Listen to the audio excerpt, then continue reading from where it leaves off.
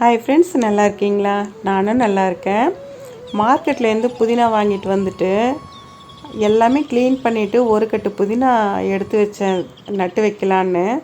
சுத்தமாக மறந்து போய் எல்லாத்தையுமே தூக்கி போட்டுட்டேங்க.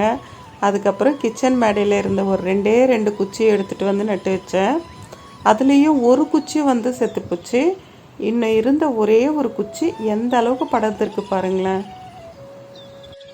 பொன்னாங்கண்ணி கீரையும் இதே மெத்தடில் நம்ம வளர்க்கலாங்க. நான் வந்து மார்க்கெட்லேருந்து வாங்கிட்டு வந்துட்டு சமையலுக்கு எடுத்துக்கிட்டு அந்த பொன்னாங்கண்ணி கீரையோட தண்டுகளை நான் நட்டு வச்சுருக்கேன். இப்போ இதை நட்டு வச்சு 5 நாள் ஆச்சு. 5 நாளைக்கு வந்து உங்களுக்கு எந்த அளவுக்கு தளிர் வந்திருக்கு பாருங்கள்.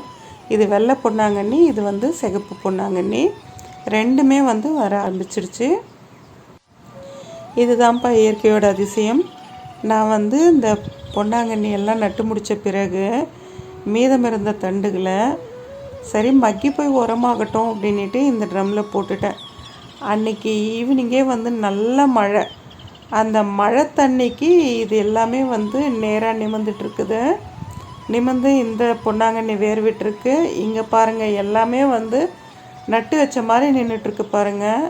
மழை தண்ணியோட வேகத்துக்கு இது எல்லாமே நேராகிடுச்சு.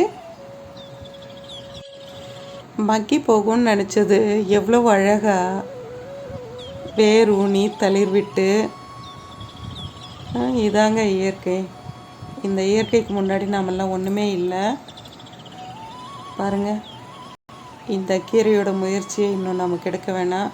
இந்த ட்ரம் ஃபுல்லாக அழகாக பரவட்டும், ஒன்றும் பிரச்சனை இல்லை. ஓகே ஃப்ரெண்ட்ஸ், இந்த வீடியோ உங்களுக்கு பிடிச்சிருந்ததுன்னா லைக் பண்ணிவிட்டு சப்ஸ்கிரைப் பண்ணுங்கள், ஷேர் பண்ணி சப்போர்ட் பண்ணுங்கள். தேங்க்யூ.